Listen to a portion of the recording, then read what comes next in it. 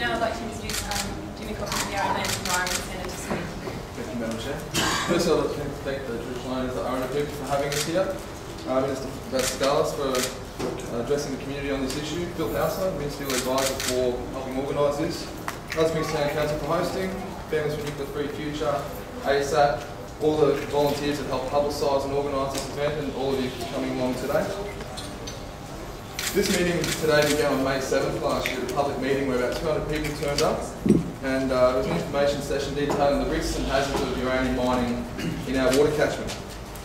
This meeting resulted in 2 resolutions being passed. The first one, unanimously, that exploration of the Angela-Pamela uranium deposits should not be allowed to proceed, and the second, that Federal Energy and Resources Minister Martin Ferguson and NT Government Mining Minister Chris Knapp organise and attend another public meeting where they can address the concerns of the Alice Springs residents and answer questions directly. While we're still waiting on Martin Ferguson to respond, your appearance here today satisfies the second part of the resolution. Hopefully, the first might happen after today. The application for an exploration licence has fomented serious community opposition, and by the look of this crowd, it's got no sign of letting up. This might be seen by many as another poorly planned Darwin-based decision where Berriman-aligned politics dominates. If this project were located in a Darwin water catchment, the deciding minister or politician advocating that the project would be sent the same way as Chris Knapp and Len Tiley last year, which is out. While your department and Cameco and Paladin try their hardest to play down the Angela-Pamela exploration and keep returning the same old, it's only exploration, nothing to worry about, we're left to consider, well, is it really only exploration?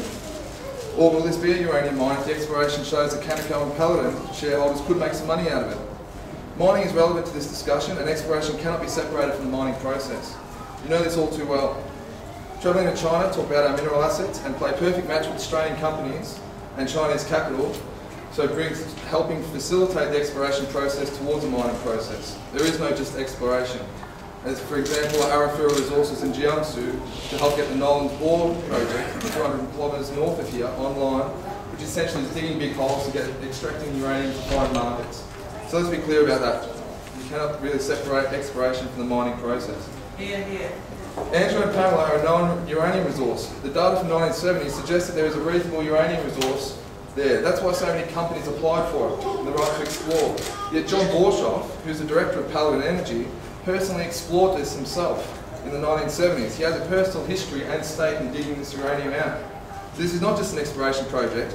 There will be a mine if the economics dictate. Exploration comes at a cost to the company. There are staff to pay, machines to hire. Investing millions into boreholes and analysis drives shareholders, company directors and thus politicians to promote mining activity. If the resource is known, don't pretend that exploration is the objective. The glossy flyers that were sent around all the residents here in Alice Springs didn't convince many of us, and in that process uranium wasn't even mentioned in the flyer. The community concerns about the possibility of a uranium project in our water catchment have raised the ire of many in this town.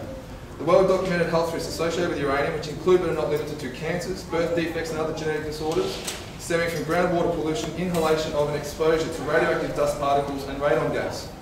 The reassurances of our company that they have our best interests at heart is starting to wear thin. Where only 2 weeks ago, mothers and children from the Families for a Nuclear Free Future had the police called on them when they arrived at the Cameco office requesting information regarding the drilling schedules. Does this sound like the actions of a company with nothing to hide? Cameco knows all too well the impacts of uranium mining in remote towns. The towns are transformed, they come to depend on the project. Because rents increase, housing shortages occur, as skills drift towards the mine creates a situation where small businesses cannot attract workers or contractors to carry out the work necessary to function. Mining and mining services dominate. It causes more social dislocation, and the company compensates by sponsoring everything in town. They started sponsoring the Sanitaries and Footy Club with windshedders, gun restoration. This is only just the beginning. And Cameco knows whose hands, only Cameco knows whose hands are being greased to convince us on this, to buy support in this town. Community concerns about threats to our water, air quality and social fabric are warranted. These concerns are not to be just fobbed off by Darwin politicians and mining executives. The uranium project in the water catchment of Alice Springs will harm this town, and Cameco's safety record offers no reassurance. It will be less attractive for professionals in the non-mining sector to settle here, less attractive to tourists, and will impact the sustainable energy industry. A solar city turns nuclear. Who would want to risk it? You can see this dust storm here. They can't guarantee that these sort of storms are going to stop the dust from coming. That by suppressing the dust, they're not going to be able to get dust storms like this stopping it.